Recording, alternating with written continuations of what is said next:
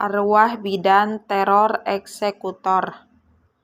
Bak di film-film horor, arwah bidan Nurmala Dewi Boro tinambunan. Acap kali meneror tersangka eksekutor Rizky Dharma Putra alias Gope selama dia mendekam di sel tahanan Polres Medan.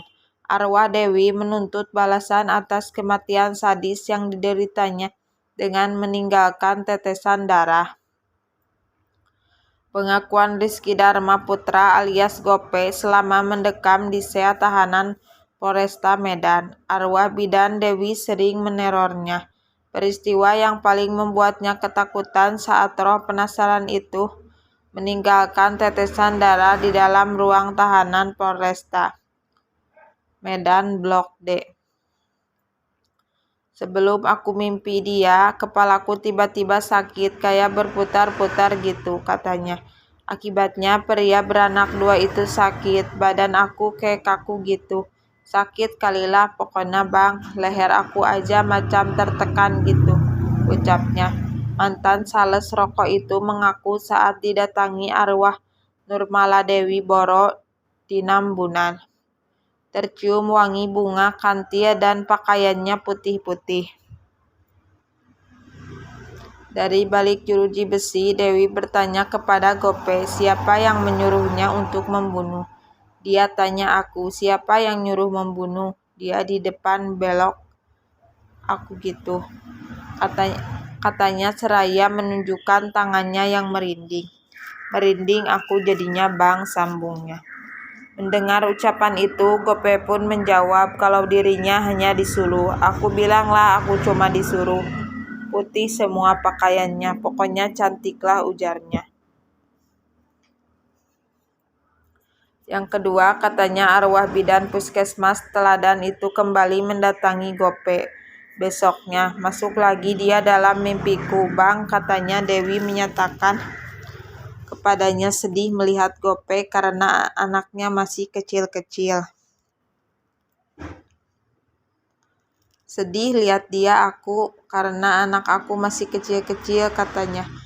Mau aja kalau disuruh orang, kenangnya. Mendengar ucapan Dewi itu, Gope pun minta maaf kepadanya. Minta maaflah aku sama dia. Baru hilang tiba-tiba bang, ucapnya. Kemudian esok harinya lagi, Gope mengaku didatangi dua bayangan laki-laki yang hendak mencabut nyawanya. Besoknya aku mimpi lagi, tapi bukan si Dewi yang datang, laki-laki datang dua orang, macam mau dicabutnya nyawa aku, katanya.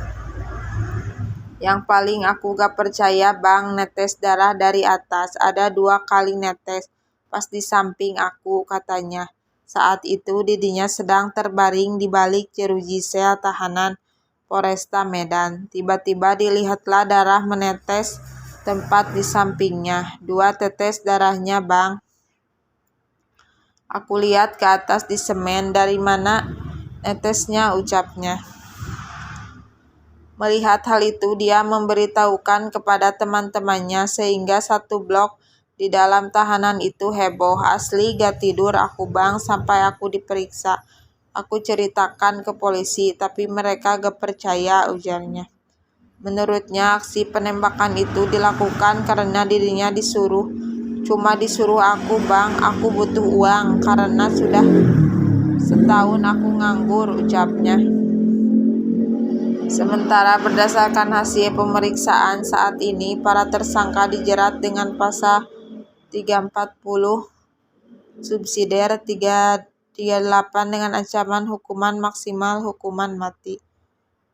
Kasat Reskrim Polres Medan Kompol Yoris Marjuki melalui Kanit Jatanras Polresta Medan AKBP Antoni Simamora yang ditemukan pada Jumat 15 Maret di Mapolres Medan mengaku berdasarkan penyelidikan sementara Rizky Dharma Putra alias Gope 23 tahun selaku eksekutor penembakan terancam hukuman paling tinggi dijerat pasal 340 subsidiar 338. Sementara Idawati Pasaribu alias Nene 70 tahun, Rini Darmawati alias Cici 40 tahun, Julius alias Yus 40 tahun, Brigadir Agustina Bribta Aulia Bribtu Lindahyani dijerat pasal 340, subsidiar 338 JO pasal 55, 56 KUHP dengan ancaman hukuman penjara seumur hidup dan minimal 20 tahun penjara. Gope selaku eksekutor terlihat langsung dalam pembunuhan berencana ini, sementara yang lain dijerat karena turut serta dalam pembunuhan berencana ini. Untuk ancaman hukuman bagi para tersangka sebagaimana diatur dalam pasal-pasal itu cukup berat, bahkan hukuman maksimalnya bisa sampai hukuman mati, ungkap Antoni Simamora. Untuk tersangka Ansahari alias Ari 23 tahun disangkakan melanggar Undang-Undang Darurat Nomor 12 Tahun 1951 yaitu memberi pertolongan pada kejahatan. Untuk itu tersangka Ansari terancam hukuman 12 tahun penjara. Pria yang sehari-hari bekerja sebagai penjual martabak di kawasan Jalan Brigjen Katamso itu mendapatkan hukuman terendah bila dilihat dari pasal yang disangkakan padanya. Sebagaimana diketahui, kalau sepeda motor serta senjata api yang digunakan tersangka Gope dalam melakukan penembakan ditemukan di kediaman Ansari di kawasan Jalan Brigjen Katamso.